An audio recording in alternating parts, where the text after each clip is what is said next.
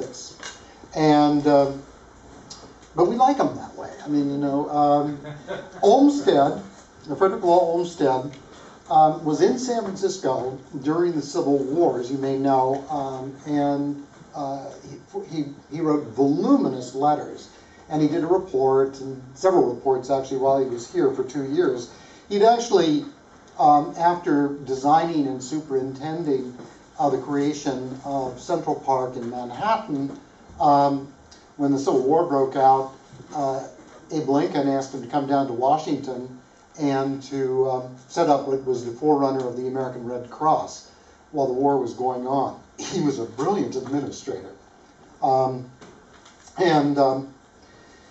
He did that, but he had a mental breakdown while he was doing it from overwork. I mean, he was probably bipolar, as we say today. I mean, he was an incredible worker, but at times he would sort of plunge into these deep depressions, too.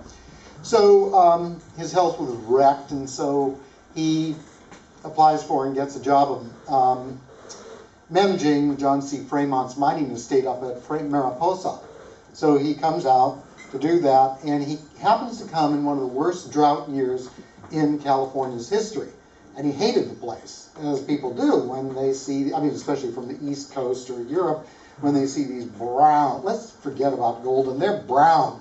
These brown hills, especially, well, I mean, they're really brown in a drought year because there's so little grass even to cover them up. And so it was one of those shitty years, and he was out here. The next year happened to be one of the rainiest years in California history, and he just fell in love with it. And his letters are wonderful to read because there are few people who have the kind of eye for landscape that Frederick Law Olmstead did. He really responded to landscape. He just falls in love with California, in particular when he rides his horse into Yosemite Valley and gets the idea for national parks there. I always say that Olmstead Sr. and Olmstead Jr., his son was also named Frederick Law Olmstead, but he was Jr., and people get them mixed up because when I went to the University of Washington for a while, the park system there was done by Frederick Law Olmstead, but it was Jr. Who did parks just practically as profusely as his father did.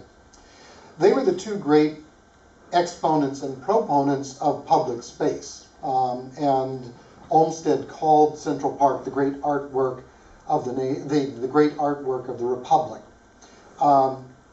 This is heresy, I know, but I think that Central Park is the greatest work of art in New York. And I've visited the Metropolitan and everything else, but the Statue of Liberty, but nothing can compare with Central Park and the how it has benefited and enlivened people's lives, millions and millions of people's lives in generations, and just the quality of thought that went into it. The way, I mean, Greg showed some of the way that Hall also tried to separate pedestrians from the vehicular ways. But we only have a little bit of that in Golden Gate Park. It's all over Central Park. It's a brilliant system of transportation and communication that I wish we had more of, particularly with the crossover drive. Okay, so he went up to Yosemite, fell in love with it, and what did he fall in love with? He fell in love with the meadows in Yosemite. He didn't know that that also was artificial, that it had largely been created by the Indians up there by controlled burning.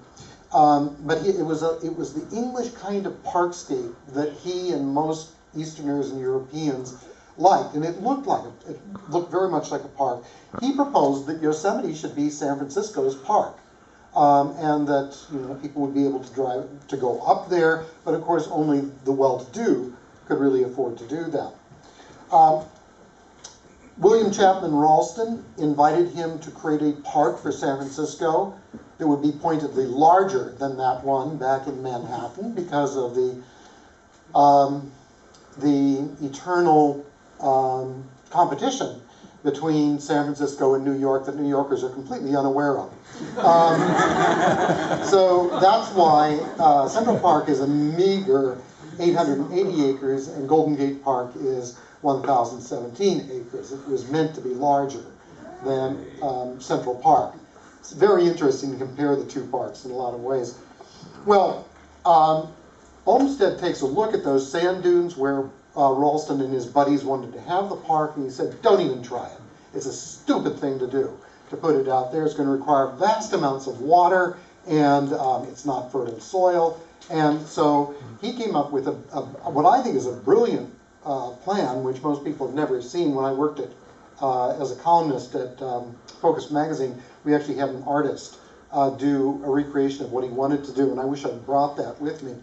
But he felt that it was stupid to build Golden Gate Park so far out in the western dunes. It should be in the valley where they had already laid out what becomes Van Ness Avenue. That's a valley between Nob Hill and the Pacific Heights Hills, and it was all sand dunes. You can see that from the early photographs. All sand dunes, but it was closer to the downtown.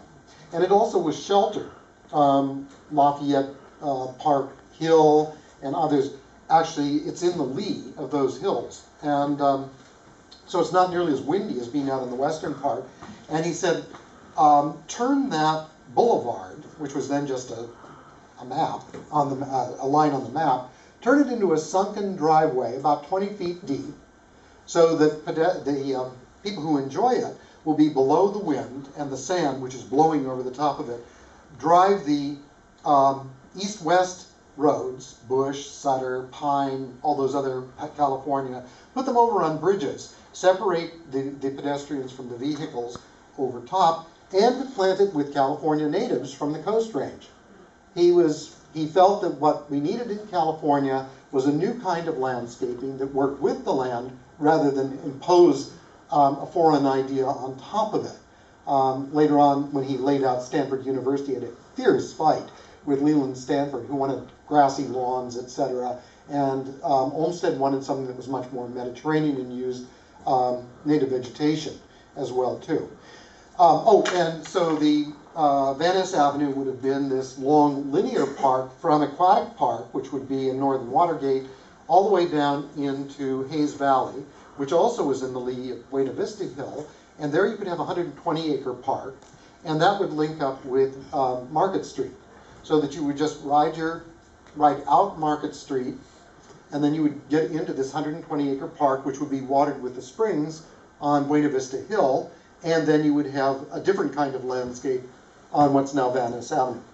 Well, of course, that's not what Ralston and his buddies wanted at all. People wanted Sussex in the Sahara Desert, but the main thing is they wanted it to increase the land values out there in the outside lands where nobody in their right mind would live. I know because I lost my mind for 12 years and lived out in the Richmond district until the summers finally just drove me out of there. But the park is basically to raise the value of land out there, like Central Park had. When Olmstead prepared his plan for the park in San Francisco, he reminded the speculators that the land values around the park had increased 1,000% in 5 years. Pretty nice. And then the Vanderbilts and everybody else, Carnegie and everybody, had to build their mansions on Fifth Avenue.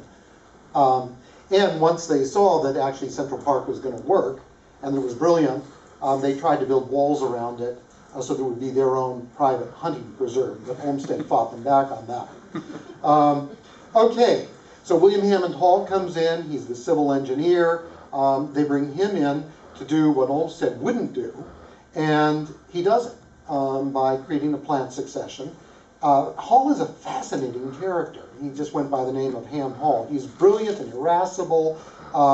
He doesn't suffer fools. He made lots of enemies, but he was able to prove that Golden Gate Park could be created.